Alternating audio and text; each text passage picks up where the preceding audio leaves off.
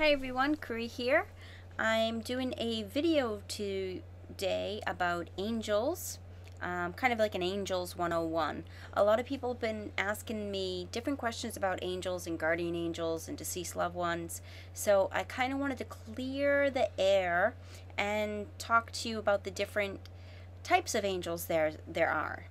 So, first and foremost, angels are pure beings of God's divine light, and they are gifts from God to us. They are trustworthy, loving, and want to help us in every area of our lives. Angels love everyone unconditionally. They look past our faults and surface and only see the goodness that we have within ourselves and our potential, basically. And the best thing is they are not judgmental. So you don't have to worry about any of the faults that you have in your life or anything that you've done wrong, because they don't see that. Basically, angels have nothing but pure love for all of us and want us to be happy and at peace. So the angels can help you with anything and everything. For example, such as health or money or career or love life, spirituality, all of the above, basically. There's no job too small or too big for them to handle. And they're happy to come to our aid whenever we ask. Also, people ask me about religious things, religious beliefs, and the angels. And the angels don't belong to any specific religion. They are non-denominational. So angels will work with anybody with any religion whatsoever. However, everyone must understand the law of free will. God gave us many gifts, including the gift of free will, meaning we can make our own decisions and act the way we want to. And God and the angels won't interfere with our free will. So if we decide that we're gonna, behave poorly and, do bad stuff, well, they can't interfere. They won't interfere because we have the gift of free will. Unless they will interfere for one reason. Unless there is a life-threatening situation that happens before it's our time to go, before it's our time to die. They will interfere. But anyways, because of our free will, God and the angels can't intervene without our permission. Even though God and the angels know what we need in order to achieve full enlightenment or happiness and to be peaceful with ourselves, we need to ask for their help before we can receive it. And you don't need to worry about bugging the angels either, because there's an unlimited amount of them. They have unlimited time, unlimited energy, and unlimited resources. There are hundreds and thousands and millions and trillions of angels pretty much up in heaven, jobless. They're waiting for us to ask for their help. So anytime you need an angel, anytime you want angels around you or God around you, you just need to ask. And you can ask by, saying it out loud or mentally thinking or even writing it down on a piece of paper. As long as it's coming from your heart and your intention is from your heart, then, they'll be by your side in an instant. So that kind of tells you a little bit about what the angels are, as in what they do and what they can't do with interfering with our free will. So now I want to talk a little bit about guardian angels. Now, guardian angels are angels stationed permanently by our sides. Everyone has 2 guardian angels, one on either side, but some people can have more.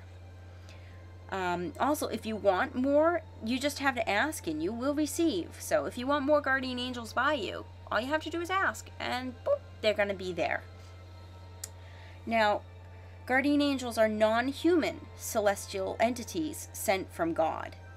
So that means they are not your deceased loved ones.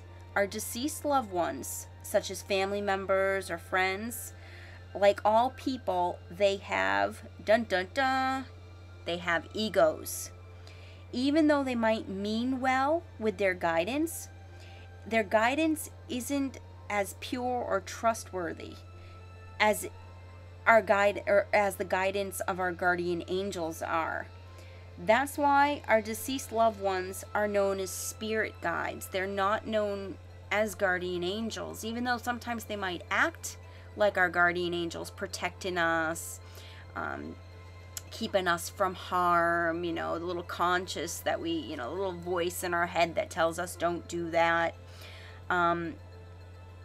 It very well could be, your deceased loved one, but they're not considered angels. They're just considered deceased loved ones.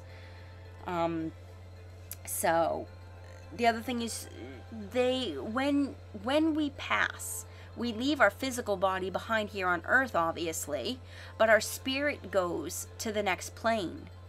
Our spirit goes to, heaven, or, it lives on, is what I'm trying to say. Our spirit lives on, and so does our personality. When we cross over exactly how, we were in our physical form. We have our ego, we have our attitude, we have our personality with us. So they're called spirit guides. Also, our deceased loved ones do not turn into angels. Remember, I said angels are celestial, non-human beings made up of divine light from our Creator, from God. So those are very big differences between guardian angels and deceased loved ones. The other thing I wanted to mention about deceased loved ones and guardian angels are angels will never do anything to scare you, or they'll never talk down to you or be forceful or angry or egotistical or harsh. They're just divine, loving light. So any messages that you have from your angels or the archangels is going to be very loving words, very comforting words. They might be strong at time, meaning that when they want to get their message across, they'll get it across, but they'll only use kind and loving words that won't harm us or hurt us or make us feel bad. Whereas our spirit guides, such as, our deceased loved ones or friends, if you have somebody who was kind of really straightforward with you and was always like, hey, what the heck are you doing? Smarten up. An angel would never say that. That would be something that somebody with an ego has. That would be our deceased loved one or a friend. So if you have somebody who you knew that was very, headstrong and very demanding and, always kind of forced their opinion on you, when they pass, it's going to be like that as well. They're going to be like that. And when they give a message to you, it's going to have that same imprint as what they had when they were, alive in their physical body. So those are very big differences between guardian angels or angels versus your deceased loved ones or friends. Now to talk a little bit about the archangels. The archangels are like managers overseeing our guardian angels.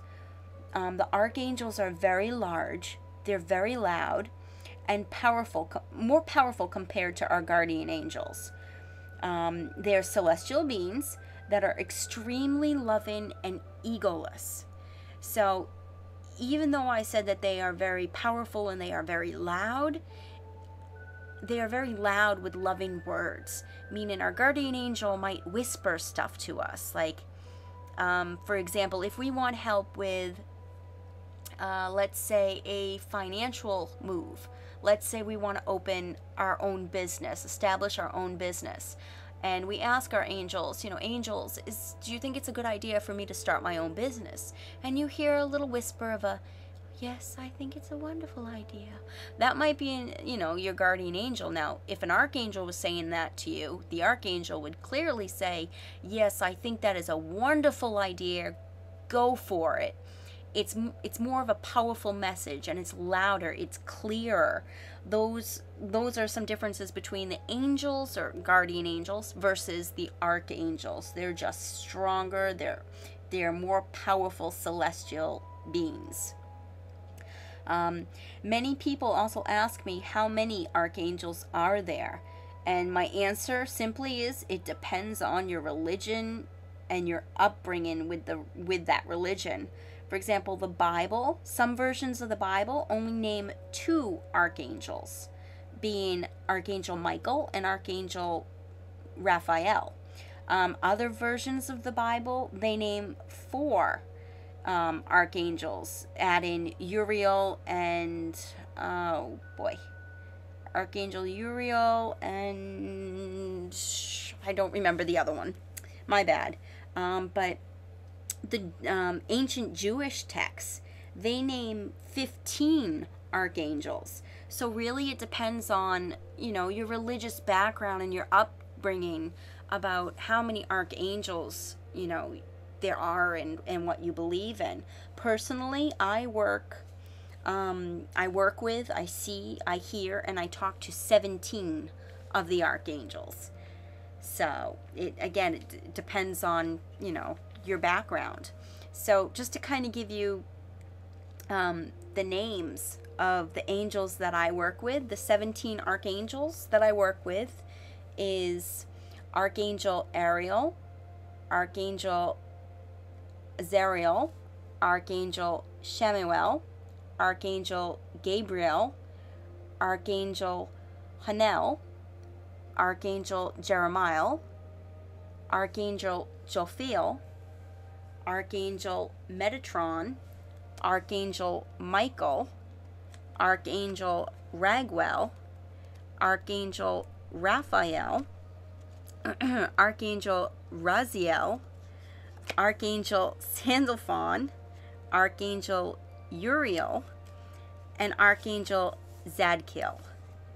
Now, if you notice, some of the angels that I named did not have the kind of EL pronunciation that the rest of the angels had. That's because, excuse me, there are 2, what am I looking for to say? There were two biblical prophets who lived such, holy lives that they ascended to archangelism, I'll call it, following their human lives. And that was Archangel Metatron and Archangel Sandalphon. And I believe Metatron was the prophet, I'm going to pronounce his name wrong, Enoch. I think it's spelled E-N-O, I'm sorry, E-O-N-C or E-C-O-N. I'll have to look up the spelling.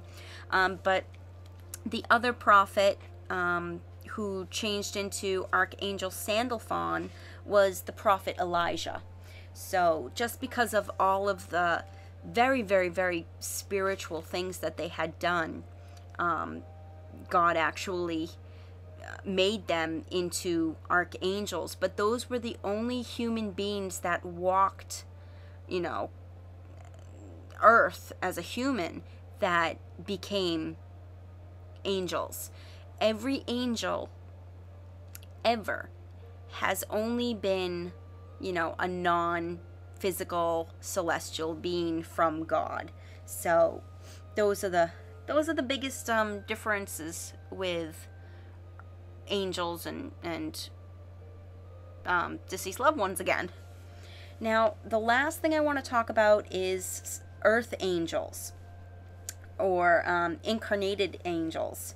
Now, incarnated angels look like ordinary people with normal human features.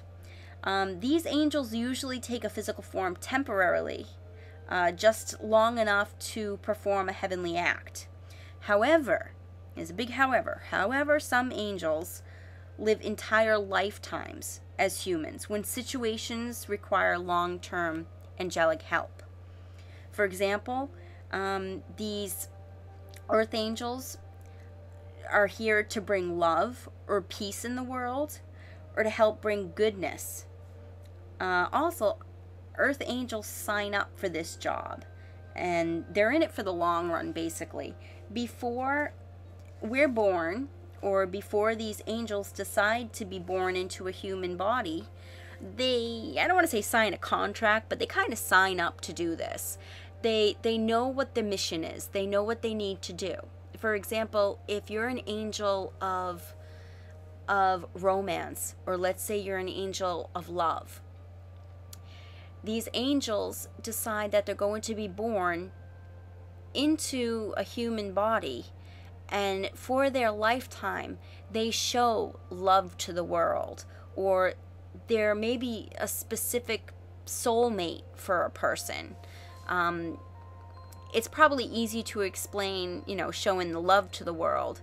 These beings, these human or earth angels, they're here to put love throughout the world. They try and bring peace. They show love towards others. They're very giving beings. And they just give their heart out.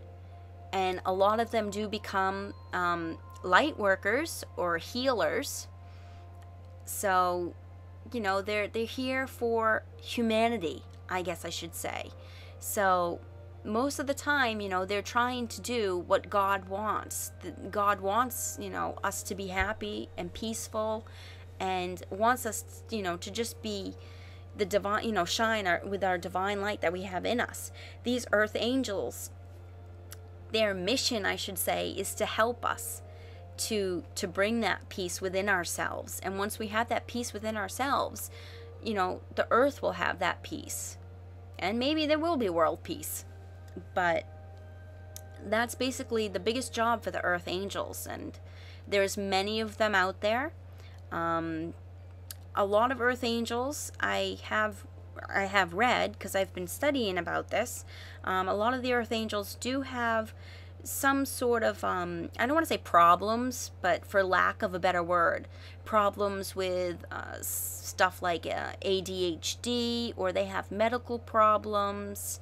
Or they're very intuitive, or they're just very, very, their vibration of energy is a lot higher than what, normal human beings would be. So sometimes they can, I don't want to say get irritated, but they can feel like they're out of place, that they don't belong.